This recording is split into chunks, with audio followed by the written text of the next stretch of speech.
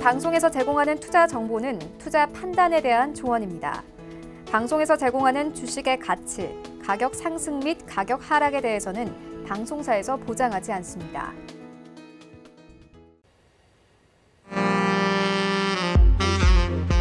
안녕하세요. 새롭게 달라진 베스트 트레이딩맨의 도지은입니다.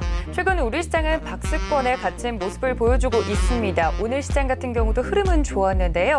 특히 외국인의 매수세가 들어와 주면서 코스피 2160포인트 선에서 마감이 됐습니다.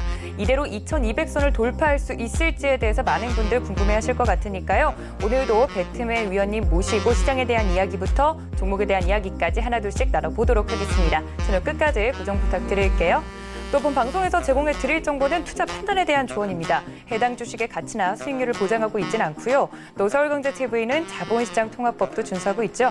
1:1 투자 상담과 유사 수신행위, 무인가 영업행위 등 모든 불법사항을 엄중히 금지하고 있다는 말씀까지 전해드리면서 베스트 트레이딩맨 오늘도 힘차게 출발합니다.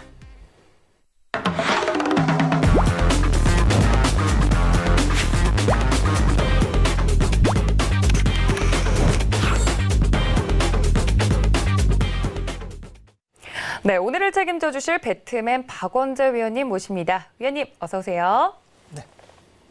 네, 저희 박원재 위원님과 함께 할 수 있는 방법 먼저 여러분께 설명을 드리도록 하겠습니다. 저희 위원님과 좀 더 자세한 이야기 궁금하다 하시는 분들 노란톡 활짝 열어두고 있는데요.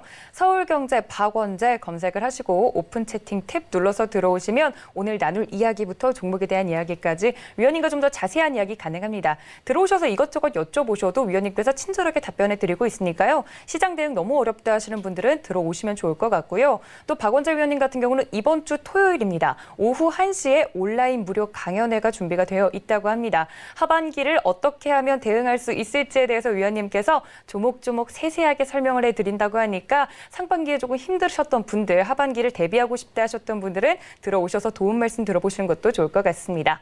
자, 앞으로 수요일을 책임져 주실 박원재 위원님과 함께 오늘 시장 이야기부터 좀 나눠보도록 할 텐데요. 시장이 강한 건 좋은데 좀 박스권 장세에서 머무는 모습입니다. 종목별 장세도 계속 이어지는 것 같은데 위원님께서 시장 어떻게 보셨는지 궁금하네요. 위원님, 오늘 시장 어떻게 보셨나요? 네. 오늘 시장은 개별 종목이 계속 순환하는 장이다. 그렇게 보시면 맞을 것 같아요. 지수는 한 2주째 계속 박스권을 그리면서 그 이면을 보면은 지난주 같은 경우는 제약바이오 원탑으로 쭉 흐르던 시장에서 이제 확산이 되죠. 제가 지난주부터 계속 말씀을 드렸는데 장이 계속 가기 위해서는 제약바이오 원탑으로는 좀 부족합니다. 이게 소부장 쪽이나 이렇게 반도체 쪽으로 돌아서 숫자가 나오는 섹터와 꿈을 가진 섹터가 어우러졌을 때 좀 오래갑니다 했는데 그런 모습이 나타나고 있으니까 지금 시장 내부적 에너지는 괜찮다 이렇게 보시면 될 것 같고요. 오늘도 마찬가지로 삼성전자가 이제 실적에 대한 조금 상향에 대한 보도가 나오면서 삼성전자 하이닉스가 좀 올라갔고 또 현대차도 제가 말씀드렸듯이 그렇게 처지는 기업이 아닌데 지나치게 좀 저평가다라고 했는데 오늘 자동차 쪽도 현대차, 모비스가 많이 올라왔죠. 그래서 지수 자체는 좀 정체되어 있지만 종목 간에는 굉장히 좀 빠른 순환매가 돌고 있다. 그렇게 보시면 될 것 같고 당분간 이런 장세는 계속될 것 같습니다. 네, 위원님께서 말씀해 주신 것처럼 계속해서 지수는 박스권 장세를 보여주고 있지만 종목 간의 순환은 빠르게 이어지고 있다라고 말씀을 해 주셨습니다. 이 흐름들 오늘 개인 투자자분들도 조금 눈치를 채셨을 것 같은데 오늘 하반기를 대비해서뿐만 아니라 이러한 주식시장의 흐름을 따라잡을 수 있는 강의를 위원님께서 준비해 주셨다고 합니다. 위원님, 강의 바로 들어볼까요? 네. 오늘 제가 서울경제TV 시청자분들께 좀 드리고 싶은 말씀은 최근에 이제 처음 시장에 들어오시는 분들이 많은데 그러다 보니까 좀 주식시장이라는 데가 낯설고 어떻게 접근해야 될지 막막할 수밖에 없습니다. 시장이 좀 어렵거든요. 시장이 왜 어려운지, 그래서 주식시장이 왜 생겼고 주식시장은 어떠한 원리에 의해서 움직이는지를 좀 설명드리고 과거 30년 동안 우리 시장은 그 원리를 적용했을 때 어떻게 움직였는지를 오늘 짧은 시간에 임팩트 있게 한번 전해드리려고 하는데 시간이 좀 제약이 있겠습니다만 아주 최대한 간단하게 좀 설명을 드리겠습니다. 먼저 주식시장이 뭔지 한번 말씀을 드릴게요. 증권시장이라고 하는 것은 기본적으로 좀 어려울 수 있는데 국가 경제를 구성하는 요인은 이게 국민 소득 방정식입니다. 그래서 국민 소득을 형성하는 건 가계 부분을 나타내는 C와 기업을 나타내는 I, 정부 부분을 나타내는 G, 그 다음에 수출과 수입을 빼면 이걸 묶어서 한 나라의 국민소득, 더 축약하면 GDP라고 하죠. 통상적으로 이걸 GDP다. 결국 GDP라는 게 이제 국민의 먹고 사는 곳이니까 GDP가 올라가면은 좋겠죠. 그래서 전부 다 정부는 GDP를 올리기 위한 여러 가지 정책들을 많이 펼치고 있습니다. 그런데 이 구성 항목을 보면은 이 항목 중에서 기업, 쉽게 해서 법인이죠. 법인만이 수익을 창출하는 주체가 되고 나머지 가계나 정부는 이 법인이 창출한 수익을 가지고 세금을 떼고 급여를 받고 이러면서 이전 소득을 받게 되죠. 그래서 정부는 기업의 자금 조달을 하는 방법을 도와주려고 굉장히 좋은 제도를 많이 내고 있습니다. 그런데 이제 자본시장이 형성되기 초기에는 자본시장이 형성이 안 돼 있으니까 기업들이 자금 조달하는 게 은행밖에는 없겠죠. 그래서 은행에 가서 나 사업하려고 했는데 사업 자금 좀 빌려주십시오 하면 은행은 한번 볼까 하고 심사를 합니다. 심사를 통해서 내가 돈을 빌려줘도 좋은지 나쁜지를 판단하는데 이러한 구조를 직접 금융이라고 합니다. 1차적인 금융이죠. 그런데 1차 금융이 깔끔하긴 한데 굉장히 비효율적이겠죠. 자금의 수요와 공급이 은행이 해줘야 되는데 자금의 수요는 굉장히 다양하겠죠. 업종도 다양하고 하고자 하는 사업의 형태도 틀린데 은행은 이 수요를 맞춰줄 수 있는 방법이 없습니다. 그래서 이제 또 다른 제도를 만들어냅니다. 그게 증권시장이라는 곳을 만들어냅니다. 증권시장을 통해서 사업하는 사람들은 한번 여기 가서 니들이 직접 한번 자본 조달을 할 수 있는 장을 만들어 줄게. 여기서 직접 수요자가 자금 공급자한테 홍보를 해서 이제부터 잘 들으셔야 됩니다. 수요자가 공급자한테 은행은 대표성을 가진 기관이니까 심사를 통해서 하는데 여기는 자율적으로 1대1 매칭이 되는 거죠. 그래서 홍보를 통해서 네가 자금 조달을 해봐. 그래서 공급자한테 투자를 받으면 그걸 갖고 사업해서 활성화시켜서 국민소득에 기여를 하면 정부의 수도 좋고 기업도 좋고 공급하는 입장에서는 투자의 기회가 생기니까 좋고 모두가 오케이다 라는 이제 아주 단순한 생각인데 여기서 이제 몇 가지 함정이 있습니다. 주식시장에. 그걸 이제 다음에 설명을 드리겠습니다. 자, 그러면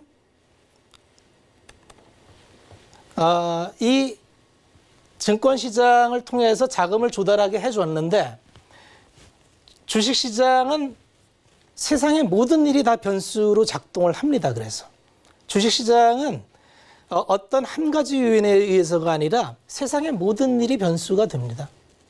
그러다 보니까 주식 투자를 하기 전에는 굉장히 좀 편안했던 삶이 주식 투자를 시작하면서 삶이 좀 피곤해지기 시작해요. 내가 주식 투자를 해야 된다고 생각해서 주식을 했는데 넣었더니 하룻밤 잤더니 쏟아지는 뉴스가 많아요. 투자하시는 분들은 아침에 제일 먼저 눈 뜨면 뭐부터 확인하죠? 네, 미국 시장 어떻게 끝나나 이거부터 보죠. 주식 투자하기 전에 그거 볼 필요가 없었던 뉴스인데 봅니다. 왜 그러냐면 내가 투자한 기업의 행여 시가 또 가격에 영향을 미칠까 봐 그래서 보게 되는데 이 카테고리를 좀 분류를 해보면은 대개 주된 변수라는 게 있습니다. 주된 변수는 뭐냐면 주식시장은 카지노하고 다른 게 주식시장을 움직이는 구성원은 기업이고 기업은 기업 활동을 통해서 실적이라는 걸 냅니다. 그래서 실적에 비례해서 주가는 움직이는 게 장기 시계열로 보면 확인이 되고 그래서 주된 변수는 기업 실적을 추적을 해야 됩니다. 그런데 가끔은 기업 실적보다도 월등히 큰 영향력을 미치는 변수가 나타나게 되는데 그게 역사적으로 통화량이라는 겁니다. 통화량이 실적보다 더 앞설 때가 있는데 요즘 같은 장이 그렇죠. 요즘에 유동성장이라는 말을 많이 들어보셨을 텐데 지금은 주식시장으로 돈이 들어올 때가 있고 나갈 때가 있는데 지금은 주식시장으로 돈이 밀려 들어오는 때다. 그러니까 주식 투자하기에 굉장히 좋은 때다는 걸 알 수가 있죠. 왜 그러냐면 미국의 FRB 연준에서부터 출발된 통합 팽창이 각 세계 글로벌로 전염이 돼서 전 세계 모든 정부가 재정정책과 통화정책을 통해서 돈을 쏟아붓는데 그 자금이 주식시장으로 들어오는 환경이 지금 굉장히 잘 조성이 되어 있습니다. 이걸 꼭 기억하시기 바랍니다. 그 세 번째는 금리라는 변수가 있는데 이 금리도 지금 너무너무 우호적이라는 거죠. OECD 국가의 대부분의 국채금리가 제로죠. 우리는 지금 0.5 이렇게 돼 있죠. 미국은 0.25 이렇게 돼 있습니다. 사실은 제로 금리죠.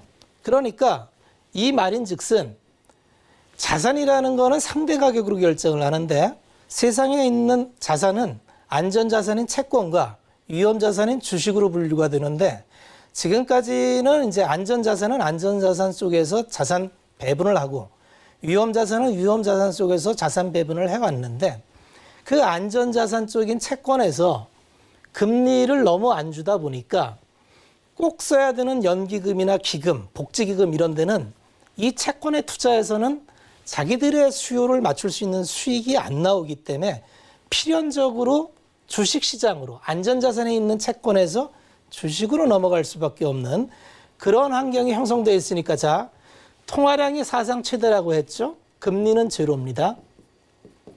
자, 그 다음에 환율인데 이머징 국가는 이 환율에 따라서 굉장히 깊은 영향을 받습니다.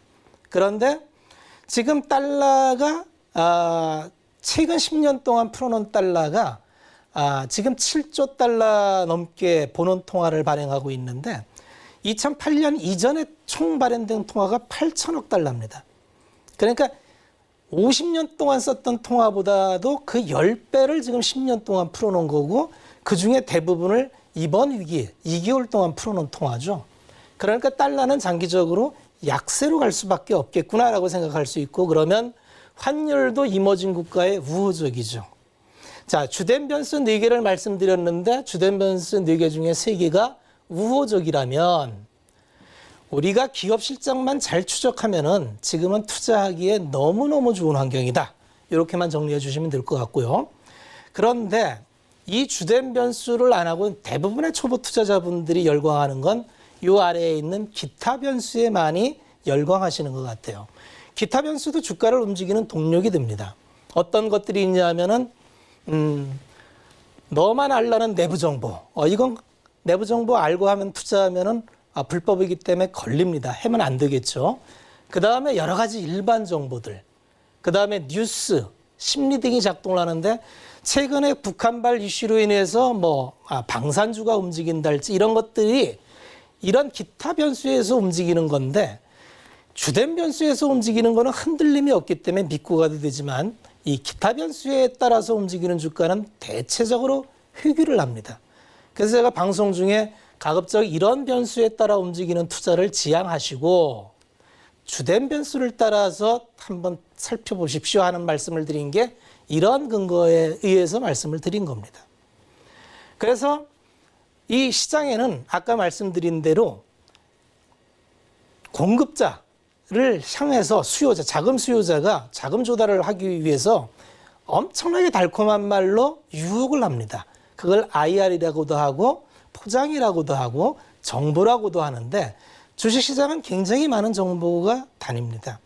그 정보의 대부분은 대체로 그렇게 가치 있는 정보는 아닌데 이게 움직이면은 주가를 움직입니다. 그래서 초보 투자자분들은 혹할 수밖에 없게 만드는데 문제는 그렇게 잘못된 정보에 들어가서 투자했다가 소중한 자본을 투자했다가 그 정보의 그 모멘텀이 떨어지면은 나락으로 떨어질 수 있습니다. 주식 투자는 물르는 게 없어요. 그래서 시작할 때부터 이 주된 변수에 의존한 투자를 하지 않으면 이런 쪽에 의해서 만약에 움직이는 주식에 투자를 하셨다면은 이 주가가 떨어질 때 바로 손절매를 하셔야 되는데 초보 투자자분들은 손절매도 잘 못하시죠. 그래서 투자하고 맨날 고점 올라갈 때 꼭지에 사서 어떻게 해요? 하고 상담이 들어옵니다. 그건 손절매밖에 답이 없습니다.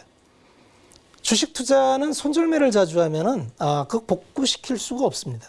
지금 굉장히 좋은 장임에도 불구하고 습관을 잘못 들이면은 낭패를 볼 수 있기 때문에 주된 변수에 좀 주목해서 투자하시는 습관을 기르시기를 바라고, 그 다음에 꿈을 다 얘기를 해요. 기업들은 말씀드린 대로 자금을 조달해야 되기 때문에 자기 기업 홍보를 위해서 세계 최초, 유일, 독보 이런 얘기를 해서 굉장히 우리 기업이 대단한 꿈을 얘기합니다. 그 꿈만 보면은 세상이 다 바뀔 것 같아요. 그런데 그렇게 세상이 다 바뀔 기술이 매일 나올 리가 없습니다. 상식적으로 생각을 해보십시오. 그 기술이 다 실현된다면 세상이 어떻게 달라질까를. 그래서 그중에 트렌드에 맞는 기술이 있고 그냥 자금 조달을 위해서 IR용 꿈이 있는데 꼭 확률에 대해서 스스로 생각을 하셔야 됩니다. 꿈을 쫓을 수밖에는 없는데 주식시장에서는 그 꿈의 실현 확률을 기본적으로 좀 생각하시고 투자를 하셔야 된다. 이 말씀을 드리겠고, 그 다음에 마무리를 지으면 주식시장은 여러 가지 변수가 있지만 기본 실적, 기업 실적과 통화량, 금리, 환율은 지금 좋다 그랬죠. 이게 지금 좋은 정도가 아니라 당분간 상당히 좋습니다.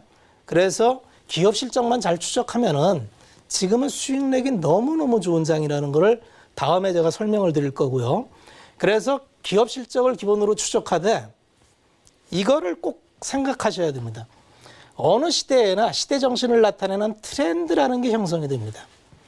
한 번의 트렌드가 형성되면은 정말 감당하기 어려울 만큼의 폭발력을 가져서 대체로 한 트렌드당 보통 10배 이상 올라가는 종목이 반드시 하나씩 나옵니다.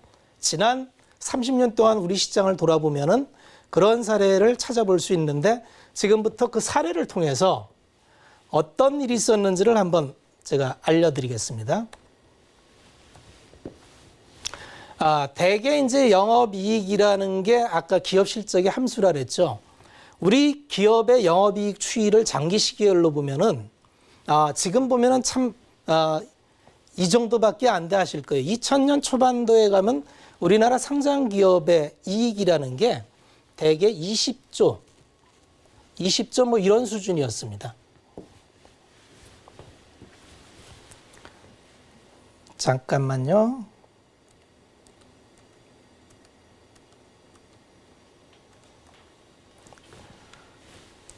이렇게 한번 돌려보겠습니다. 네, 이렇게 그냥 진행하겠습니다.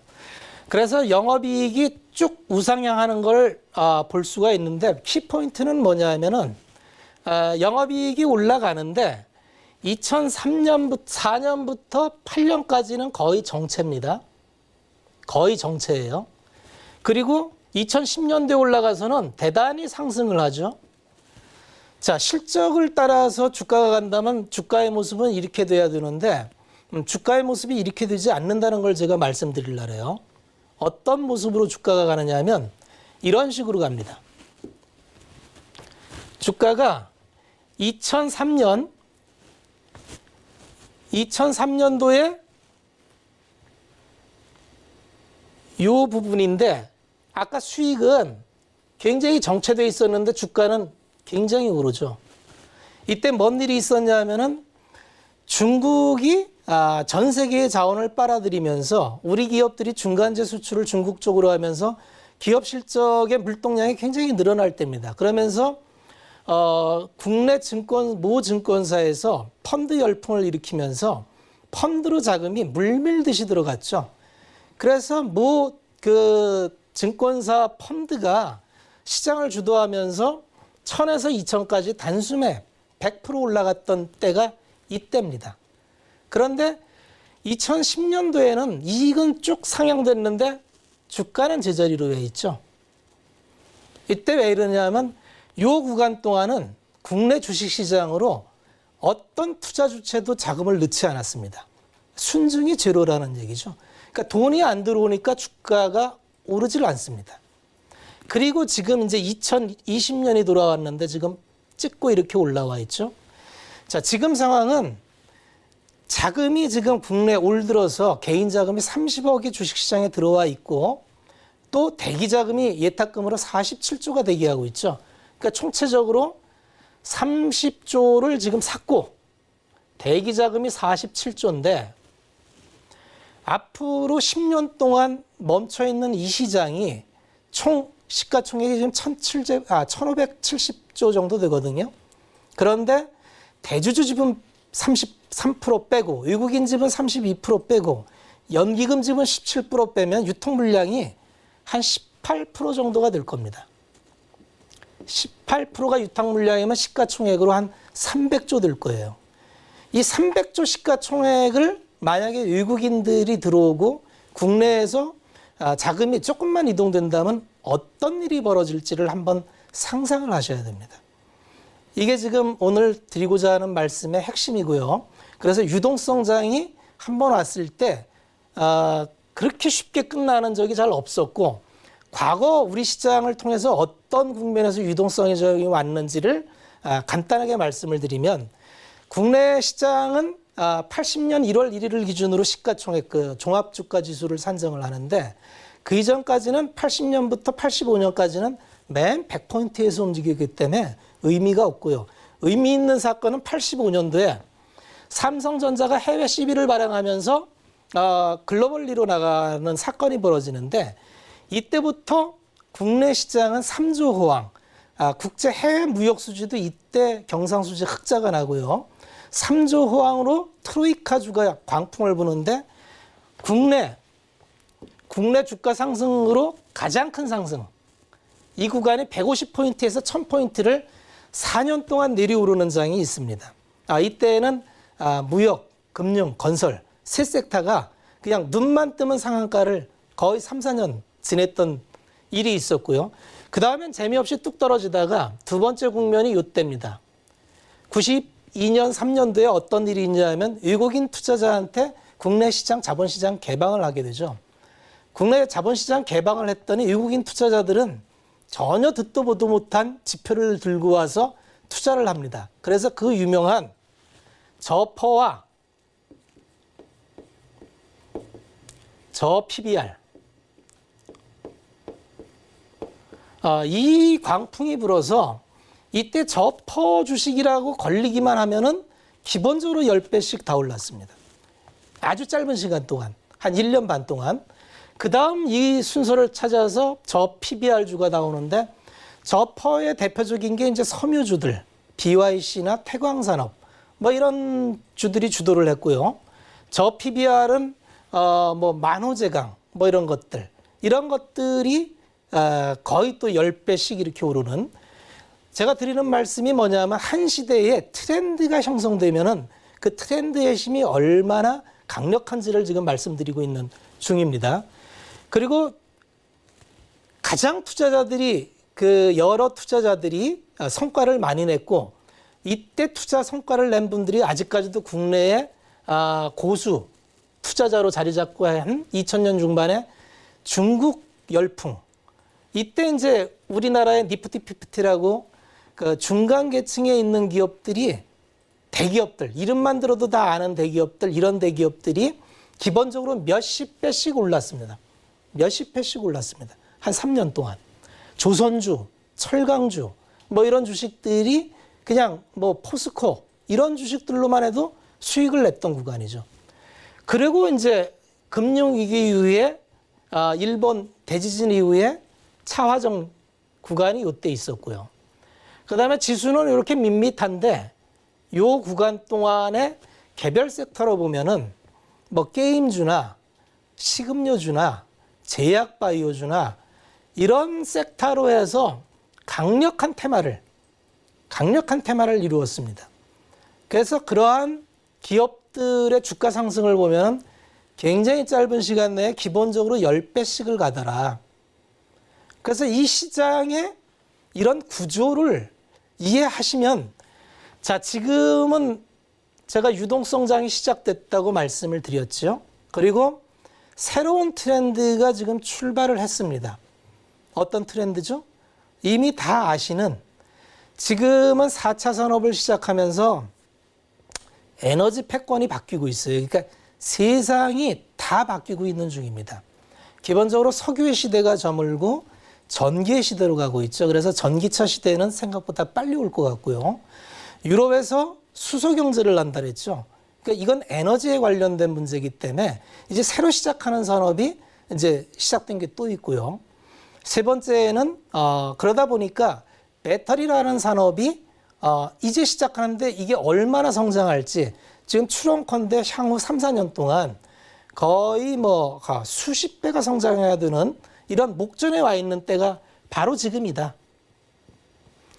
아까 제가 트렌드를 말씀드리면서 그 트렌드의 힘이라는 게 시장에서 얼마나 녹아내리면서 강력했는지를 말씀을 드렸는데, 자, 이게 정말 오랜만에 오는 유동성과 실적과 트렌드가 만나는 장입니다. 이번 장은 일생에서 다시 보기 어려울 만큼 삼박자가 갖춘 장이에요. 주식시장은 본인이 노력해서 수익 내는 게 아닙니다. 주식시장이 형성돼서 돈이 들어와서 올라가니까 내가 수익이 나는 거지, 시장이 정체돼 있고 역성장할 때는 어떤 투자자가 와도 수익 못 냅니다. 그러니까 지금은 노력한 이상으로 수익이 나는 시장이고, 노력 여하에 따라서 인생이 바뀔 수도 있는 시장입니다. 그렇게 졸고 있을 때가 아닙니다. 그래서 지금은 굉장히 집중력을 발휘해야 되고, 뭐 다 아시겠지만 지금 앞으로 세상은 계층 사다리가 점점 두터워져서 넘어가기 힘들다고 하죠. 유일한 탈출구는 투자를 하는 건데, 그 투자도 때가 있는데 지금이 그때다. 그리고 트렌드가 쭉 형성됐는데 이게 어디까지 갈지 섣불러 예단 자체가 좀 힘든 상황입니다. 그래서 차분히 한번 제가 좀 사례도 들어가면서 이렇게 말씀드리면 이해가 좀 쉬우실 텐데, 요거는 이제 제가 나중에 뭐 공개 방송을 통해서 사례 중심으로 한번 설명을 드리겠고요. 오늘은 이제 방송 시간이고 해서 더 깊은 내용은 여기까지만 하고, 오늘은 총괄적으로 결론을 말씀을 드리면, 지금은 투자하기 너무너무 좋은 때다.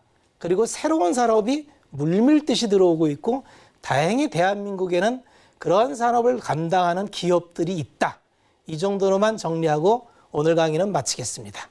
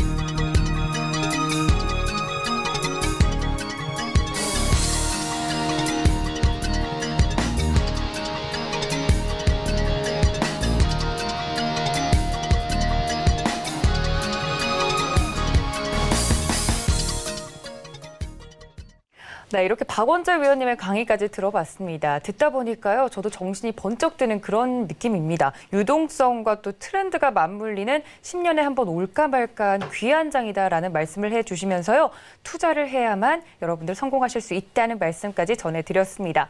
이런 시장에 대한 좀 폭넓은 시야를 갖고 싶다 하시는 분들 위해서 노란톡 활짝 열어두고 있습니다.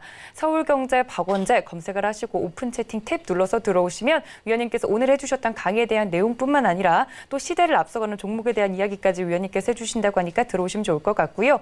또 이번 주 토요일 오후 1시입니다. 무료 온라인 강연회가 또 준비가 되어 있는데요. 아무래도 코로나19 때문에 실제로 여러분들 만나 뵙지는 못하지만 이런 귀한 이야기들 듣고 싶다 하시는 분들 위해서 토요일 오후 1시에 위원님께서 무료 온라인 강연회 여신다고 하니까 하반기 전략이 궁금하신 분들 많은 참여 부탁드립니다. 자, 이렇게 시장에 대해서 이야기를 나눠봤으면요. 오늘 장에 대한 이야기도 좀 나눠봐야겠죠. 저는 위원님과 함께 업종과 종목 시간으로 다시 돌아오겠습니다. 잠시만요.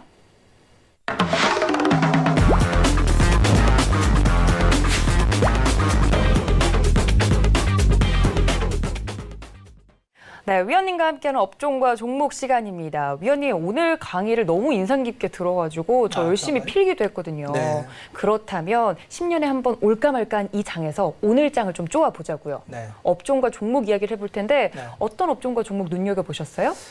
제가 드리는 말씀은 이제 그 주도주 테마가 있고 투자 아이디어 테마가 있는데 오늘은 이런 투자 아이디어도 있다는 쪽에서 한번 갖고 본 종목이 있거든요. 네. 그게 이제 그 어려울 때에는 잘 나가는 선도 기업이 있고 어려운 기업은 구조조정을 하겠죠. 그렇죠. 구조조정을 하다 보면은 알짜 기업이 굉장히 좀 혜택을 받는 경우가 생깁니다. 네.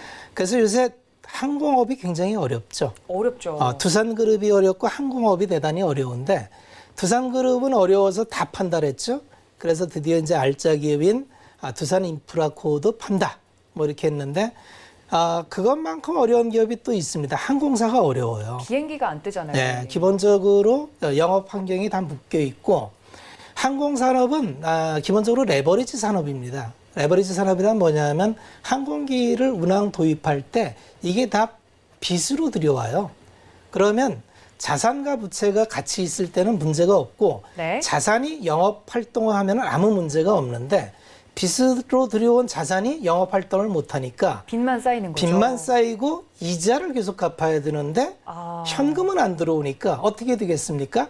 당연히 폴티가 나죠. 그렇죠. 그런데 이제 국적항공은 꼭 필요한 산업이기 때문에 이걸 부도를 낼 수가 없어요. 그래서 그쵸. 이제 업무 협약을 통해서 이제 대출을 해줄 테니까 자구 노력을 해라 이런 얘기를 하죠. 네. 그래서 대한항공도 이번에 이제 연계해서 뭐 여러 가지 이제 대출 프로그램을 마련했는데 니들이 팔 수 있는 거 다 팔아라 해서 송년동 땅도 팔겠다, 뭐도 팔겠다, 뭐 이렇게 얘기하는데 앞으로 돌아야 될 그 만기 채권액이 좀 만만치가 않습니다. 그러면 좀 자산 중에서 매각을 해야 되는데 상장 기업 중에서 네. 매각해야 될 기업이 딱 하나 있는데 그게 한국공항입니다. 한국공항이라는 기업은 알짜 기업이에요. 수익을 잘 내고 있고 자산 가치도 훌륭하고 공항이 정상적으로 돌아가면 아시아나와 대한항공이 같이 이제 양분해서 이게 공항에 있는 항공 운수 보조 서비스를 하는 사업을 하거든요. 네. 그러니까 이거는 독점 기업이니까 마진이 보장돼 있는 사업이에요.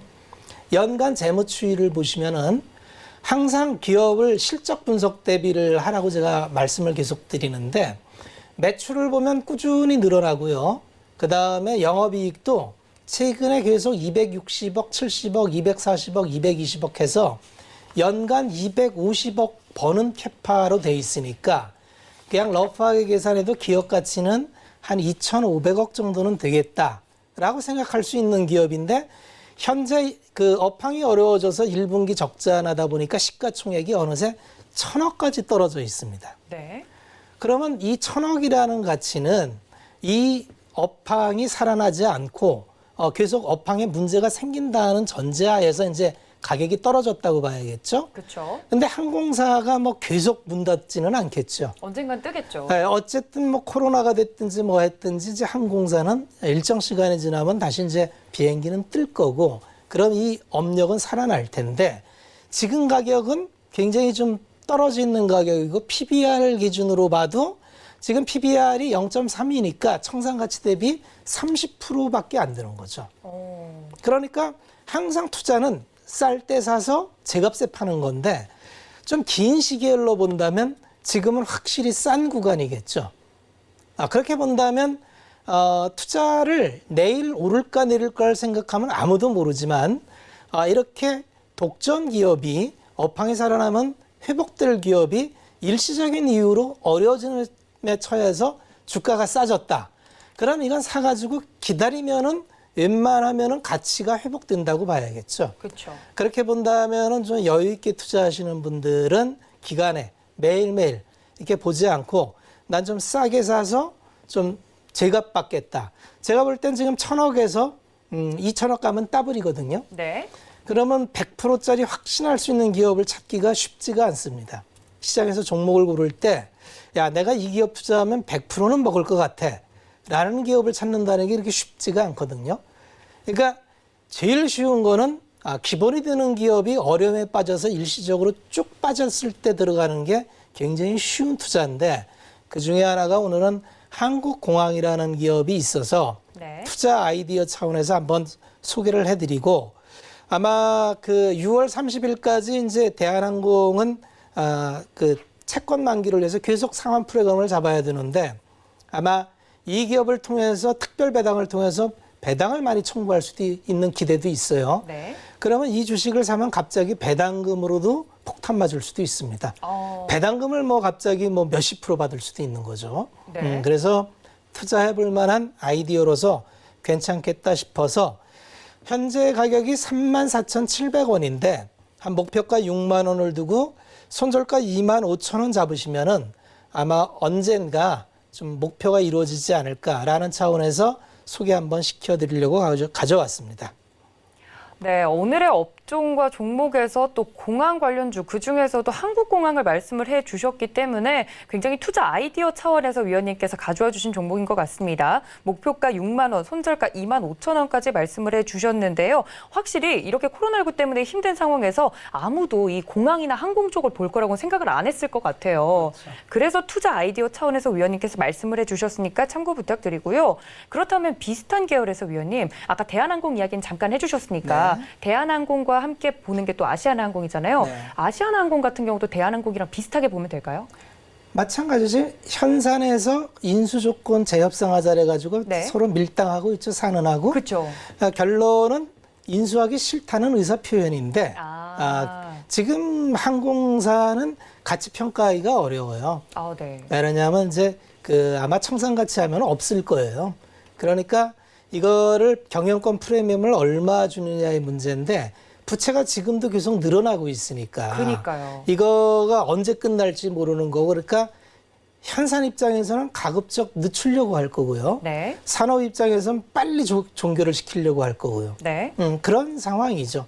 이게 좋으면 다들 박차고 나와서 가질라 그러지 않겠어요? 그러니까요. 지금은 누구도 물고 싶지 않은 거죠. 그렇죠. 네. 또 이제 항공기 관련해서는 아시아나와 또 대한항공 이야기가 있었는데 그중에서도 위원님께서는 한국공항과 그 종목들이 다른 점에 대해서 좀 이야기를 해주셨습니다. 한국공항 같은 경우는 지금 저점 매수의 기회일 수 있다. 대신 오래 장기적으로 봐야 되기 때문에 투자의 관점으로 한국공항을 말씀드렸으니까요. 이 점까지 모두 참고 부탁드립니다. 오늘의 업종과 종목까지 만나봤으면요. 저는 위원님과 함께 베스트 공략주 시간으로 다시 돌아오겠습니다. 잠시만요.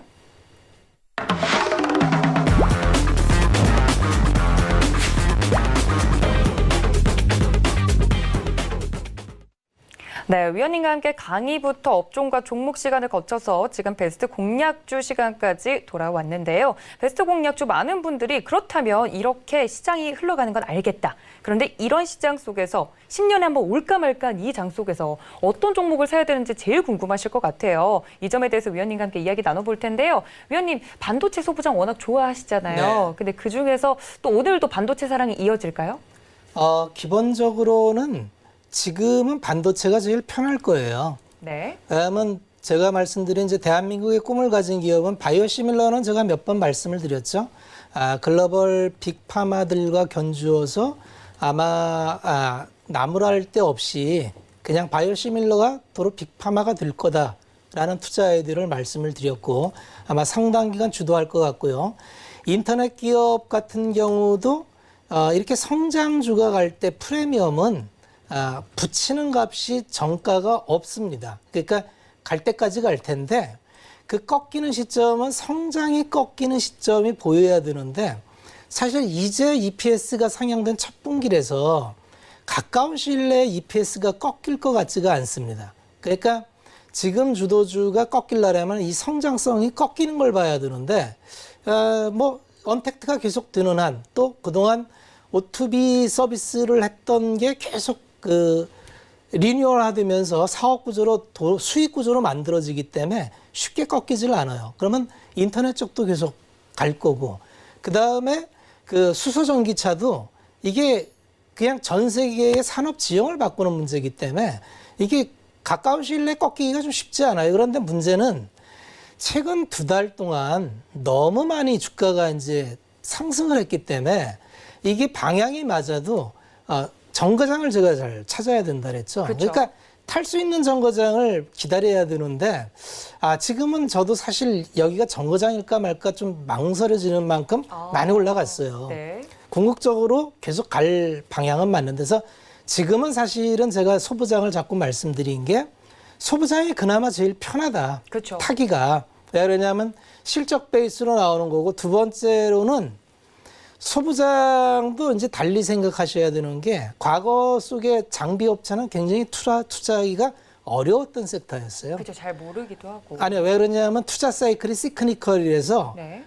삼성전자가 하이닉스가 투자할 때 반짝 수주가 나왔다 끊어지면 절벽이에요. 그래서 주가의 등락폭이 오르락내리락이 굉장히 심했습니다. 네. 그러다 보니까 장비 투자 몇 번 실패하면은 투자할 맛이 안 나요. 그만큼 이제 주가 급등락이 심했는데 지금 시장은 어떻게 된 시장이냐면 작년 여름에 일본이 그 수입 규제를 해줌으로 인해서 국내 업체들이 필연적으로 국산화 대체를 하는 환경에 있고 네. 그러다 보니까 지금까지 시크너컬이 아니라 성장 산업이 돼버렸어요. 왜냐하면 없던 캐파가 생겼으니까. 그렇죠. 주로 해외에서 수입하는 국내 부품 업체들 비중이 그렇게 크지가 않습니다. 해외 수입품이 굉장히 커요. 그런 게 하나하나 대체를 하다 보니까 요새 그 소식이 들리면서 뭐 동진세미칼이나 뭐 솔브레인이나 뭐 한솔케미칼이나 이렇게 소재단에서 지금 폭발이 나고 있고 그 이전에는 반도체 테스트였던 뭐 그 TSE나 ISC나 이런 쪽에서 막 돌아가면서 나오고 있죠. 그래서 다음 달에는 이제 파츠류 쪽에서도 좀 나올 때가 됐어요. 그래서 오늘 가져온 종목은 파츠류에서 웨어, 실리콘 웨어를 담당하고 있는 이송 그릇이라고 있습니다. 웨이퍼를 식각 공정을 집어넣으려면 이제 다치지 않아야 되니까 네. 이걸 나르는 거를 이제 그 쿼츠 제품인 실리콘 웨어 용기에 담아서 옮기거든요. 그걸 하는 게 이제 원익 QNC라는 기업인데 원익 QNC를 오늘 소개시켜 드릴까 합니다. 최근에 이쪽도 많이 올랐어요. 하나머티리얼즈 같은 경우는 먼저 치고 올라가고 있고요. TCK도 계속 성장성을 보여주고 있고요. 다만 이제 원익 QNC는 작년에 미국에 이제 모멘티브라는 그 소재 업체를 인수를 했어요. 네. 그러다 보니까 1사분기에 그 인수한 기업의 정산 문제로 인해서 적자가 났어요. 그러다 보면 원익 QNC는 갈 듯 하다 빠지고를 계속 반복했는데 아마 1사분기를 마지막으로 해서 2사분기부터는 아마 정상적으로 이제 수익 기여도가 나오고 오히려 인수한 기업으로 인해서 이제 성장성, Q는 굉장히 늘어날 거거든요. 네. 그래서 레버리지 효과가 나올 거고 FM 가이드를 봐도 2사분기 단부터는 이제 정상화되는 걸로 나와서 원익 QNC가 최근에 1사분기 실적으로 눌린 만큼 좀 업사이드가 좀 있겠다 싶어서 이제 원익 QNC를 가져와 봤고요. 목표가는 2만 원 잡고 손절가 한 12,000원 잡으면 편할 것 같습니다. 현재 한 14,000원 구간인데 최근에 IT 소부장 쪽도 움직이면은 굉장히 폭등을 하죠. 네. 그래서 이쪽도 순서가 오면은 아마 하나머티리얼즈 최근에 움직인 것처럼 아마 기대해 봄직하다. 그런 차원에서 원익 QNC 한번 소개시켜 드렸습니다. 네, 박원재 위원님의 오늘 베스트 공략주는요, 원익 QNC였습니다. 제가 들어오기 전에 이제 전화 상담을 한 전화를 받았었는데 그분이 원익 QNC를 갖고 계시더라고요. 네. 그러면서 아마 물리셔서 전화를 주셨겠죠. 그 부분에 대해서 말씀을 해주셨는데 위원님께서 오늘 베스트 공략주로 또 가져와 주셨으니까 만약에 보고 계신 분들이 있다면 좀 이 종목에 대해 자세히 알 수 있는 좋은 기회가 될 것 같습니다. 자, 그렇다면 원익 QNC 베스트 공략주까지 만나봤으면요. 위원님, 지난 공략주도 한번 보는 게 좋을 것 같아요. 네. 지난주 이 시간에 나오셔서 주셨던 종목이 바로 PNT였거든요. 네. PNT도 어떻게 보면 비슷하게 볼 수 있잖아요. 이것도 2차 전지 음극재를 이제 요새는 2차 전지가 밀도, 그러니까 고효율 전지에 관심이 많습니다. 그러다 보니까 효율을 높이려면 양극재의 밀도를 높이든지 음극재는 충방전을 만족하면 이 효율이 떨어지거든요. 네. 그래서 이 떨어지는 거를 방지하기 위해서 음극재 효율을 높이는 여러 조치들을 취하는데 요새 대주전자 재료가 그것 때문에 이제 올라가는 거거든요. 네. 나노신소재도 그런 쪽으로 가는 거고 그런 측면에서 이제 음극재를 이제 개량하고 하는 게 CIS라는 기업과 PNT라는 기업 두 개가 있습니다. 그렇죠. 둘 중에 하나라고 하셨죠. 네. 그래서 이제 그 중에 PNT가 이제 작년에 이제 그 중국에 수출한 게 이렇게 그 반송을 받으면서 적자가 났었어요. 그것 때문에 주가가 쭉 떨어졌는데 다시 보니 그건 일회성이겠다. 여전히 PNT의 이제 기업 경쟁력이나 이건 여전하고 그렇게 본다면 2차 전지 성장성의 성장 스토리를 온전히 누릴 수 있겠다. 그래서 사실 바닥 대비해서 많이 올라왔는데 그러니까요. 4,500원에서 12,000원이니까 많이 올라왔는데 아까도 말씀드렸지만 이제 성장 스토리가 가고 이게 모든 조합이 맞는 섹터는 생각보다 좀 오래 가더라는 게 과거의 경험치고 그렇게 본다면 PNT도 조금 뭐 업앤다운은 있겠습니다만 그래서 요걸 하실 때는 전략으로 비중 조절로 하시면 돼요. 네. 그러니까 항상 문제는 한 번에 몰빵을 하기 때문에 문제가 생기거든요. 그렇죠. 그래서 비중 조절을 통해서 적당히 조절해 나가시면은 아마 성장 스토리를 향유하실 수 있지 않을까 그렇게 말씀을 드리겠습니다. 네, 지난 공약주였던 PNT에 대해서도 위원님께서 긍정적으로 말씀을 해주셨습니다. 오늘 원익 Q&C와 PNT 이야기를 이렇게 들으니까 또 강의까지 연계해서 들으니까 위원님께서 모든 것이 이제 전기로 돌아가는 시장이 도래하고 있다라고 말씀을 드렸잖아요. 네. 그럼 위원님은 전기차 섹터에 대해서도 긍정적으로 보고 계시는 거예요? 뭐 긍정적일 수밖에 없고요. 네. 아마 매출이 아마 그 향후 5년 동안 이렇게 드라마틱하게 매출이 늘어날 수 있을까 싶을 만큼 늘어날 거예요. 네. 앞으로 5년이요? 예, 거의 뭐 그 더블씩 늘어나는 상황을 볼 수도 있을 거예요. 그럼 전기차는 지금 들어가도 늦지 않은 섹터인가요, 위원님? 결국 성장하는 건 여기밖에 없고 이게 게임 체인저가 될 거기 때문에 네. 그래서 이쪽에 또 밸류 체인 단이 우리가 상당히 많이 갖고 있어서 굉장히 투자하기에 유리한 환경입니다. 다만 이제 완급 조절이 있을 테니까 그거는 전략적인 부분에서 비중 조절로 해나가시면 아마 이 변동성을 극복하면서 성과를 내시지 않을까 그렇게 말씀을 드리겠습니다. 네, 전기차 섹터에 대해서도 긍정적일 수밖에 없다 이야기를 해주시면서 말씀을 해주셨습니다. 만약에 전기차 섹터에서 현재 물려 계신 분들이라면 비중 조절로서 그걸 좀 풀어낼 수 있다, 문제를 풀어낼 수 있다고까지 말씀을 드렸습니다. 보통 이렇게 섹터군을 보면요, 위원님 대장주를 찾기 마련이잖아요. 네. 그럼 LG화학에 대해서는 어떻게 보세요? 베스트 종목이죠. 네. 네. 좋은 종목이다. 네, 왜 그러냐면 그 LG화학이 지금 최근에 많이 올랐죠. 그러니까요. 그 시가총액도 많이 올랐는데 그 예전에 뭐 과거 트렌드 예를 보면은 동양제철화학이라는 태양광을 하던 업체가 있었는데 그 주가가 2만 원에서 60만 원까지 갔었어요. 네. 한 트렌드 사이에서. 근데 LG화학은 지금 배터리 경쟁이 벌어지는데 작년에 전 세계 배터리 업체 매출 1위잖아요. 그렇죠. 그러니까 이 기업은 이제 어떤 트렌드가 나와서 밸류 체인 단이 형성되면 선점한 기업이 계속 기득권을 갖고 가는 확률이 많습니다. 알겠습니다. 후발주자가 뛰어넘기가 쉽지가 않아요. 그렇군요. 그래서 그동안 중국의 CATL이 1위였는데 LG화학이 그걸 뛰어넘었다. 그렇게 본다면 사실 LG화학의 배터리 사업부를 얼마로 쳐주라. 시가총액 36조인데 아마 CATL이 시가총액이 40조가 넘을 거예요. 그러니까 여기 화학 부분을 빼더라도 LG화학은 지금 비싸다고 얘기하기에는 조금 애매한 것 같습니다. 알겠습니다. 전기차 섹터 중에서 대장주로 움직이고 있는 LG화학에 대해서까지 만나봤습니다. 오늘 이렇게 1시간 동안 알찬 이야기 채워주신 위원님 보내드리면서 인사 말씀 나누겠습니다. 위원님 고맙습니다. 네, 또 본 방송에서 제공해 드린 정보는 투자 판단에 대한 조언일 뿐 어디까지나 주식의 가치나 수익률을 보장하고 있지는 않습니다. 또 서울경제TV는 자본시장통합법 준수하고 있죠. 1:1 투자 상담과 유사 수신행위, 무인가 영업행위 등 모든 불법 사항을 엄중히 금지하고 있다는 말씀까지 전해드리면서 오늘 베스트 트레이딩맨에서 준비한 소식은 여기까지입니다. 장마가 오고 있다고 하니까요. 건강 유의하시고 시청해주신 여러분 고맙습니다.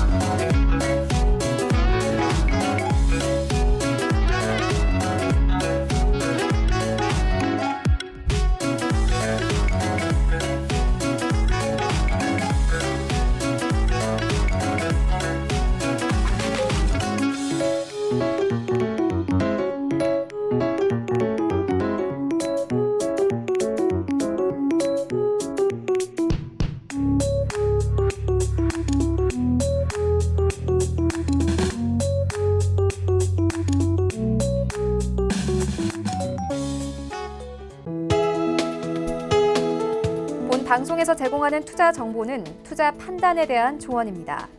방송에서 제공하는 주식의 가치, 가격 상승 및 가격 하락에 대해서는 방송사에서 보장하지 않습니다.